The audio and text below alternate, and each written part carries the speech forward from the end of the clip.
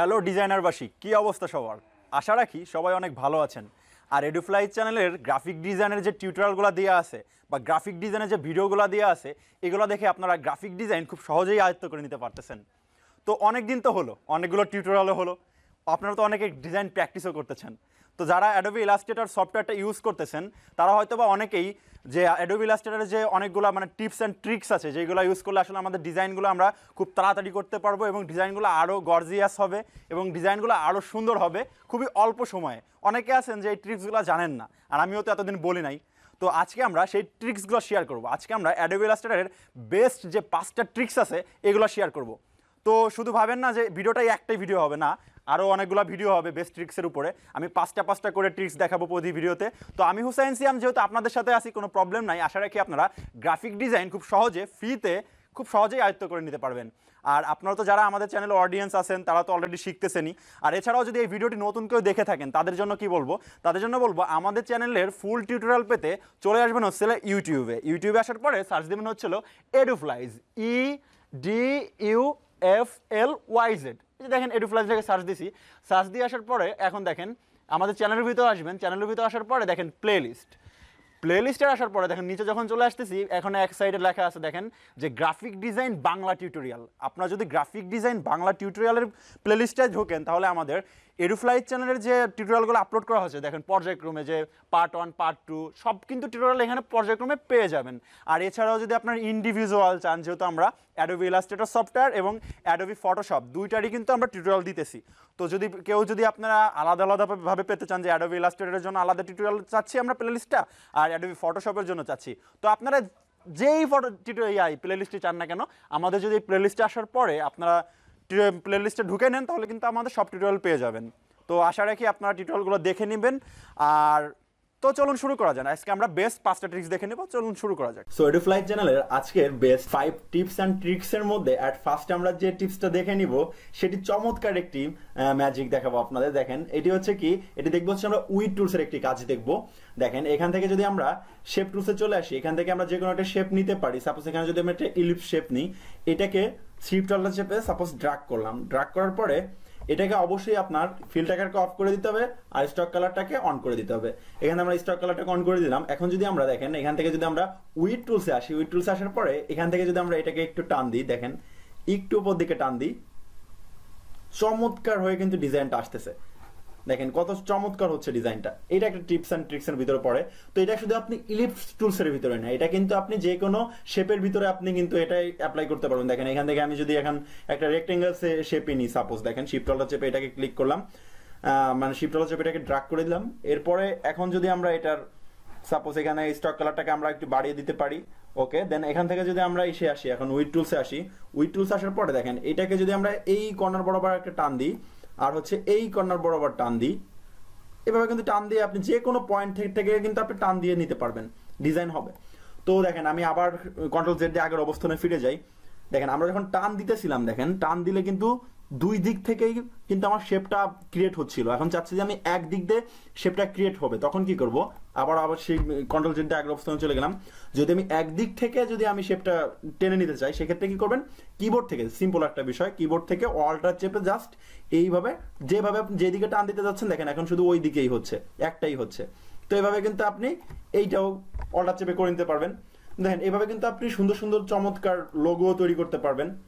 তো দেখছেন টিপসটা কত সুন্দর এবং কত ভালো লাগতেছে। এভাবে কিন্তু আপনার কাজগুলোকে আপনি সহজ করে নিতে পারবেন। তো আজকের সেকেন্ড যে টিপসটা আমরা দেখে নিচ্ছি সেটিও চমৎকার একটি টিপস। দেখেন সেটা দেখার জন্য এখান থেকে আমরা একটা রেক্টেঙ্গেল শেপ নিতে পারি। সাপোজ দেখেন একটা রেক্টেঙ্গেল শেপ নিয়ে এটাকে শিফট অল্টার চেপে জাস্ট ড্র্যাগ করে দিলাম, ওকে। আমরা ফিল্ড কালারটাকে অন রাখলাম, আমরা স্টক কালারটাকে চাইলে অন রাখতে পারবো, ব্যাপার না, প্যারা নেওয়ার কিছু নাই। জাস্ট আপনাদেরকে আমি সিম্পলি বলে দিতেছি। এখন চাচ্ছি যে এই যে আমরা শেপটা ক্রিয়েট করেছি, এই শেপটাকে আমি স্লাইড আকারে কেটে ফেলবো। যে অনেক সময় আমাদের ডিজাইন করতে গেলে হয় না যে দেখেন যে আমাদের 4-5টা হয়তো নিতে হয়, যে আমার যে একটা রেক্টেঙ্গেল, এটা সাপোজ এখানে আমি একটা উইন্ডো আঁকবো, সাপোজ একটা কিছু আঁকতেছি, মানে স্লাইড আকারে করে ফেলবো এটাকে। সেটা করার জন্য কি করবো, দেখেন সেটা করার জন্য চলে আসবো হচ্ছে অবজেক্ট থেকে আসতে হবে হচ্ছে আপনাকে প্যাথ থেকে আসবেন হচ্ছে দেখেন এখানে যে স্প্লিট ইনটু গ্রিডে যদি আপনি ক্লিক করেন, তারপরে দেখেন এমন একটি বক্স পেয়ে যাবেন, তো এইখান থেকে প্রিভিউ মোডটাকে আগে অন করে দিবেন, তারপর দেখেন এখান থেকে চাইলে কিন্তু আমরা রোটাকে বাড়াইতে পারতেছি, রো আমরা সাপোজ 3টা করে দিলাম, আমরা কলামটাকে বাড়াইতে পারতেছি, দেখেন কলামও 3টা করে দিলাম। তো এভাবে কিন্তু আপনি এভাবে কিন্তু স্লাইড আকারে করে নিতে পারবেন। এখন চাচ্ছেন যে ভিতরের যে পয়েন্টগুলো আছে এইগুলো একটু কি হবে আপনার একটু মোটা আকৃতির হবে, সেক্ষেত্রে কি করবেন এখান থেকে যে আপনার গাটার যেটা আছে এটাকে আপনি একটু বাড়িয়ে দিতে পারেন, আপনি এইখানের কলামের গাটারটাকেও একটু বাড়িয়ে দিতে পারেন। এখন যদি আপনি ওকে করে দেন, দেখেন সিম্পল, এই সবকটা কিন্তু আলাদা আলাদা করে আপনি এখন সরিয়ে নিতে পারতেছেন। কি টিপসগুলো অনেক সুন্দর না এবং কত সহজ দেখছেন? তো এইভাবে কিন্তু আপনি কাজগুলো করতে পারবেন। আপনি কি জানেন Adobe Illustrator ক্যালকুলেটরের মতো কাজ করে? কি শুনে অবাক হচ্ছেন? হ্যাঁ, অবাক হলেও কিন্তু এটা সত্য, Adobe Illustrator কিন্তু ক্যালকুলেটরের মতো কাজ করে। কিভাবে কাজ করে দেখিয়ে দিতেছি, কোনো প্যারা নেই, দেখেন চিল। কি করবেন সেটা দেখার জন্য এট ফার্স্ট আমরা এখান থেকে আমরা একটা ইলিপস টুলস নিতে পারি, এটাকে জাস্ট আমরা শিফট অল্টার চেপে ড্রাগ করে দিব। ড্রাগ করে দেওয়ার পরে এখান থেকে আমরা স্টক কালারটাকে অন করব আর আমরা ফিল কালারটাকে অফ করে দিব।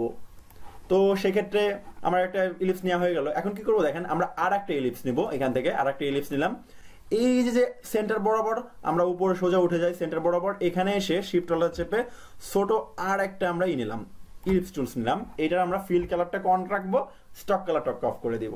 এখন কি করব জানেন, এখন আমরা কি করব দেখেন, এখান থেকে আমি চাচ্ছি যে এই যে আমার ইলিপসটা নিয়েছি এটা আমার ঠিকই পয়েন্ট বরাবর এই কর্নার 4 কর্নার বরাবর আপনার চলে যাবে, আর প্রত্যেকটা দূরত্ব হবে সেম। সেক্ষেত্রে যদি আমরা হাত দিয়ে আঁকাই আমাদের কিন্তু দূরত্বগুলো ঠিক পজিশনে বসবে না বা রাউন্ডটাও কিন্তু ঠিকভাবে ঘুরবে না। সেক্ষেত্রে আমরা কি করতে পারি, এই জন্যই বলছি Adobe Illustrator কিন্তু আপনার ক্যালকুলেটরের মধ্যে কাজ করে। এখানে কিন্তু আপনি ক্যালকুলেটর সাব দেখতে পারবেন, দেখেন কি হবে। এখন যদি এটাকে আমরা দেখেন এখান থেকে যদি আমরা রোটেট টুলসে আসি, রোটেট টুলসে আসার পরে এইখানে যদি আমরা যে একটা সেন্টার পাবো, এখানে যদি আপনি মাউসটাকে একটু নড়াচড়া করেন এখানে আপনি সেন্টার পেয়ে যাবেন। এখানে আমরা কিবোর্ড থেকে অল্টার চেপে মাউসের এখন লেফটে ক্লিক করব। দেখেন লেফটে ক্লিক করার পরে আমরা কিন্তু এরকম একটা বক্স পেয়ে যাচ্ছি। তো এই বক্সের দেখেন আমরা যাচ্ছি যে এটার মানে 4 কোণা বরাবর ঘুরবে। তো এখানে কি করতে পারি আমরা, কত দিয়ে দিতে পারি, 360 ডিগ্রি দিয়ে দিতে পারি, কারণ আপনারা তো জানেনই। তো 360 ডিগ্রি দিয়ে দিচ্ছি, ওকে। এখন আমি চাচ্ছি যে এই যে আমি যে আর একটা ইলিপস নিয়েছিলাম, এই ইলিপসটা কতটা পয়েন্ট, এখানে আমরা সেটাও যে কতটা ঘুরে কতটা পয়েন্ট হবে সেটাও কিন্তু আমি দিয়ে দিতে পারি। এখানে যদি সাপোজ আমি দিয়ে দিই যে আমি এখানে দেখেন, এখানে যদি আমি সাপোজ 25টা দিয়ে দিই, আপনি জাস্ট 25টা দিয়ে দিতেছেন, ওকে। এখন যদি প্রিভিউটাকে অন করে দেন, এরপর কপি করে দেন, দেখেন কন্ট্রোল ডি দিতে থাকেন যদি, এখন দেখছেন সিম্পল না? এই জন্যই বলেছি Adobe Illustrator কিন্তু ক্যালকুলেটরের মতো কাজ করে। তো এইভাবে কিন্তু আপনি সুন্দর সুন্দর ডিজাইন করতে পারবেন, এইগুলো দিয়েও কিন্তু আপনি লোগো ডিজাইন করতে পারবেন বা আপনার বিভিন্ন ডিজাইনে কিন্তু আপনি এগুলো ডিজাইনগুলো খুবই সহজে দিতে পারবেন, যেটা আপনার অনেক কষ্ট করা লাগবে না। এই টিপস এন্ড ট্রিক্স শিখে আপনি পারবেন। তো আজকের বেস্ট টিপস এন্ড ট্রিক্স এর ভিতরে 4র্থ নাম্বার যে টিপসটা আমরা দেখে নেব সেটি আরো ইন্টারেস্টিং। সেটি কি? সেটি হচ্ছে টাইপ টুলসের কাজ। অনেক সময় যে আমরা ডিজাইন করি, ডিজাইন করতে করতে দেখা যায় যে আমাদের হতে পারে যে অনেক ডিজাইন করছে আমাদের মাথাটা হ্যাং হয়ে গেছে, কোনো একটা স্পেলিং আমরা ঠিক জানি কিন্তু তারপরে কিন্তু স্পেলিংটা আমাদের হয়তো বা ভুল হয়ে যেতে পারে, মাথা হ্যাং হয়ে গেছে, অনেক ডিজাইন করছি। আবার অনেক স্পেলিং দেখা যাচ্ছে যে আমরা জানি না, আমাদের মিস্টেক হইতেই পারে, এটা সিম্পল, হওয়াটা স্বাভাবিক অনেক ক্ষেত্রে। তো সেক্ষেত্রে কি করবো দেখেন, এই স্পেলিংটাও কিন্তু আমার Adobe Illustrator যে সফটওয়্যারটা সেটা কিন্তু আমাকে দেখিয়ে দিবে যে আমার এই স্পেলিংটা ভুল হচ্ছে, আর এই স্পেলিংটা ওই কিন্তু আমাকে ঠিক করে দিবে। সেটা কিভাবে করবেন দেখেন, সেটা কিন্তু আরো সিম্পল। সেটা করার জন্য আপনি একটা লেখা লিখবেন, দেখেন এখানে আমি একটা লেখা লিখেছি যে লার্ন গ্রাফিক ডিজাইন। এখানে কিন্তু স্পেলিংটা আমি ইচ্ছা করে ভুল করেছি, যে লার্ন বানানটা ভুল আছে, গ্রাফিক বানানটা ভুল আছে, ডিজাইন বানানটা ঠিক আছে। তো দেখেন এটা আমরা কি করবো, এখন আমরা দেখে নিব যে আমার কোন কোন স্পেলিং বা কোন কোন বানানগুলো আমার ভুল আছে। তার জন্য কি করবেন, এটা সিলেক্ট থাকা অবস্থায় চলে আসবেন অবজেক্টে। অবজেক্টে আসার পরে এখান থেকে যদি আপনি চেক করেন যে চেক স্পেলিং, এটার উপর যদি আপনি ক্লিক করেন তাহলে দেখেন এমন একটি বক্স পেয়ে যাচ্ছেন, ওকে, এমন একটি বক্স পেয়ে যাচ্ছেন। তো দেখেন এখন যদি আপনি এখানে স্টার্টে ক্লিক করেন তো আপনি যে আপনার এই যে লার্ন বানানটা ভুল আছে এটা কিন্তু আপনাকে দেখিয়ে দিতেছে যে আপনার এই লার্ন বানানটা ভুল আছে। এখানে কিন্তু আপনি সঠিক স্পেলিং পেয়ে যাবেন। এই যে দেখেন এখানে লার্ন বানান পেয়ে গেছি। এরপর যদি আমি চেঞ্জ করে দিই, তারপর দেখেন গ্রাফিক্স যে বানানটা এটাও কিন্তু আমার ভুল আছে, তো এখানে আমাদের সঠিকটা দেখিয়ে দিতেছে। এখান থেকে আমরা যদি এটাকে চেঞ্জ করে দিই তাহলে কিন্তু এটা হয়ে যাচ্ছে। আর ডিজাইন বানানোর কোনো ভুল নেই, ছিল না, এই জন্য এটা দেখাচ্ছে না। তো আপনি কিন্তু ডিজাইন করার ক্ষেত্রে এই টিপসটাও কিন্তু আপনি ইউজ করতে পারবেন, আপনার কিন্তু তাহলে ডিজাইন করতে সুবিধা হবে, আপনার প্যারা খাওয়া লাগবে না। তো দেখছেন কত সিম্পল। এরপরে কি, এরপর আমরা আর একটি টিপস দেখে নিব, সেটি কি স্টকের একটা কাজ আমি আপনাদেরকে দেখাবো। দেখেন সাপোজ এখান থেকে যদি আপনি একটা লাইন টুল নেন, লাইন টুলস নেওয়ার পরে এটাকে শিফট চেপে জাস্ট এইভাবে ড্রাগ করে দেন। ওকে, ড্রাগ করে দিলেন। এখন কি চাচ্ছেন আপনি, স্টক কালারটাকে এখানে বাড়িয়ে দিলেন। সাপোজ এখানে আপনি স্টক কালার করে দিলেন হচ্ছে 2 করে দিলেন। ওকে, বা আপনি 3 করে দেন, সাপোজ করে দিলেন 3। এখন যদি আমরা এখান থেকে, এটা কি লাইনটা একটা সোজা লাইন আছে না, দেখেন এই লাইনটা কি একটা সোজা লাইন না, এখানে দেখেন এইটার উপরে আপনি টিপস ইউজ করে কিন্তু এটার উপর ডিজাইন করতে পারবেন। দেখেন এখন যদি আপনি স্টকে চলে যান, এখান থেকে স্টকে চলে গেলে দেখেন এইখান থেকে যদি আপনি ড্যাশবোর্ড লাইনটাকে, যে ড্যাশড যে লাইনটা আছে, ড্যাশ লাইনটাকে যদি আপনি অন করে দেন, তাহলে কিন্তু দেখেন এখানে কিন্তু ডট ডট পেয়ে যাচ্ছেন। এখানে কিন্তু আপনি চাইলে দূরত্বকেও বাড়িয়ে দিতে পারবেন। এখানে আপনি কাজ করে নেবেন নিজের মতো করে, সেক্ষেত্রে কিন্তু আপনার ডিজাইন চেঞ্জ হবে। সাপোজ এই দেখেন ডিজাইন কিন্তু আপনার চেঞ্জ হয়ে যাচ্ছে। তো এইভাবে কিন্তু আপনি ডিজাইন চেঞ্জ করে নিতে পারবেন।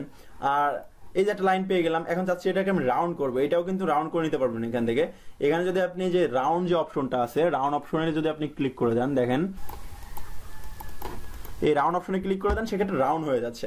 তো এটা শুধু আপনি লাইন টুলসের ক্ষেত্রে, আপনি কিন্তু শেপের ক্ষেত্রে এটা ইউজ করতে পারবেন। দেখেন এখন যদি আমি কোনো একটা শেপ ক্রিয়েট করি, সাপোজ এই দেখেন একটা শেপ ক্রিয়েট করলাম, সেক্ষেত্রে কিন্তু এই ডিজাইনটা হয়ে যাচ্ছে।